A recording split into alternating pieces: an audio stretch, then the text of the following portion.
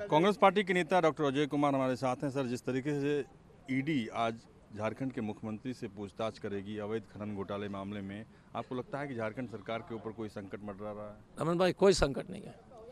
Election department और Bharatiya Janata party जो ED हो चुकी है, आज़ादी के समय जैसे जो है स्वतंत्र सेनानी को जेल भेजते थे, उसी तरह से हम लोग को सम्मान मिल रहा है। अब देखें, बड़े नेता कोई पकड़ रहे हैं, जो अमित शाह जी और मोदी जिससे डरते उनको भेज रहे हैं। हेमंत सोरेन के पास आपने इलेक्शन कमीशन लगा दिया, विफल हो गए, दाल गली नहीं, अब ईडी शुरू कर दिए। झारखंड, आप तो बिहार झारखंड को तो अच्छी तरह से जानते हैं। आप जाइए, इनको 12 सीट लोकसभा में मिल रहा था, 0 पर आ जाएंगे और सरकार हमारी फिर से आएगी जो प्रदेश में, क्योंकि पब्लिक में आक्रोश है यार। कुछ भी अनाप शनाप आरोप जो है लगाने के लिए, ऐसे तो मोमबत्ती का कहानी पता नहीं आपको मालूम होगा, मोमबत्ती लगाई यहाँ कर नहीं सटेगा तो फिर ग्लास के अंदर डाल देते हैं। कुछ भी कर दोगे, कोई सीमा है हर चीज़ का। सिर्फ विपक्ष के नेता पर ईडी की बुलाहट होती है और ये लोग बोलते हैं कि भ्रष्टाचार। बीजेपी का जो भ्रष्टाचार जो है 12,000 करोड़ का तो इलेक्ट्रल बॉन्ड है। हम लोग नहीं पूछ रहे। अंग्रेजी रिसर्च कंपनी के द्वारा ये बताई गई है कि बीजेपी ने 80,000 करोड़ पिछले लोकसभा चुनाव में खर्च किए थे। 80,000, ये रिपोर्ट्स है।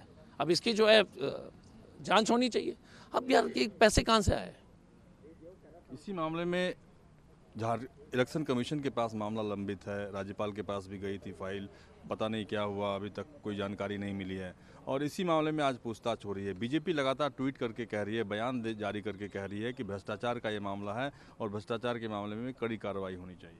ये बीजेपी के नेता का नाम बता दूं, झारखंड के जो 1,000 करोड़ के लिए जो इधर घोटाला कर चुके हैं। उत्तर झारखंड के बड़े बड़े नेता हैं, प्राइवेट प्लेन में आते हैं। तो दिक्कत क्या है? इलेक्शन कमीशन की तो चिट्ठी में तो कुछ थी नहीं, या इतनी बढ़िया से फेविकॉल और फेविक्विक से चिपका दिया था। गवर्नर साहब अभी भी मशक्कत कर रहे हैं उसको खोलने के लिए, वो तो उनकी प्रॉब्लम है। इसी का जो लिफाफा आया था, गवर्नर साहब बेचारे खोलने के चक्कर में, लेकिन खुल नहीं रहा है। आप बताओ कि इसका क्या मतलब हुआ? तो ये जिस तरह से विपक्ष के नेता ये देश की जनता को समझ रही है, लोकतंत्र के ऊपर सीधी तरह से प्रहार है और जनता मुंह तोड़ जवाब देगी। जिस तरीके से ईडी ऑफिस की सुरक्षा बढ़ा दी गई है, बीजेपी दफ्तर की सुरक्षा बढ़ा दी गई है, कहीं झारखंड मुक्ति मोर्चा या यूपीए के कार्यकर्ता जो है धमकाने की कोशिश तो नहीं कर रहे हैं? नहीं, देखिए, वो तो किसी हालत में नहीं होनी चाहिए। आप अपना जो है, और मुझे नहीं लगता कि वो प्रदर्शन करेंगे, विरोध करेंगे। हमने ईडी के ऑफिस में कितने बार प्रदर्शन किया, कोई मारपीट थोड़ी हुई है। बट ईडी ने अपनी साख गिरा दी है। ये सरकार के कोई भी जो है संस्थान का कोई इज्जत नहीं रहा है। सबकी जो सब समझ गए कि मोदी जी अमित शाह जी के बाउंसर्स हो गए हैं। डॉक्टर साहब, पूर्व आईपीएस के नाते मैं एक सवाल पूछना चाहता हूं, जो कि लगातार सुर्खियों में चला रहा है 3-4 दिनों से, श्रद्धा हत्याकांड मामले में।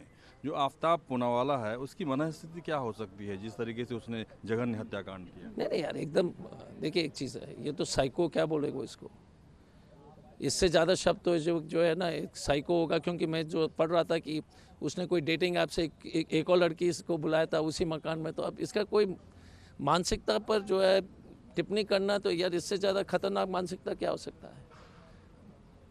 बट हमारा इतना ही कहना है कि जहाँ पर भी बलात्कार हो रही है देश में, हाथरस हो, बिल्किस बानो में छोड़ने वाले की भी मानसिकता सोच लीजिए, और ये श्रद्धा का हत्या करने वाले की मानसिकता छोड़, बिल्किस बानो वाले को छोड़ने का भी मानसिकता, आफ्ताब की मानसिकता में कोई अंतर नहीं। आफ्ताब ने जिस तरीके से शरीर के टुकड़े किए, उसका एक भी सबूत अभी तक नहीं मिला है। क्या उसे दोषी ठहराने में दिक्कत तो नहीं होगी? दिक्कत कैसे होगी? दिक्कत नहीं होगी।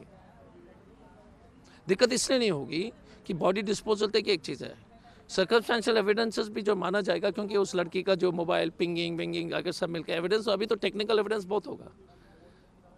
आपको लगता है कि सिर्फ बॉडी एविडेंस है, बॉडी एविडेंस सिर्फ नहीं रहता है ना, आपको टेक्निकल एविडेंस भी बाकी है, फ़ोन का पिंग है, बहुत सारी चीज़ है।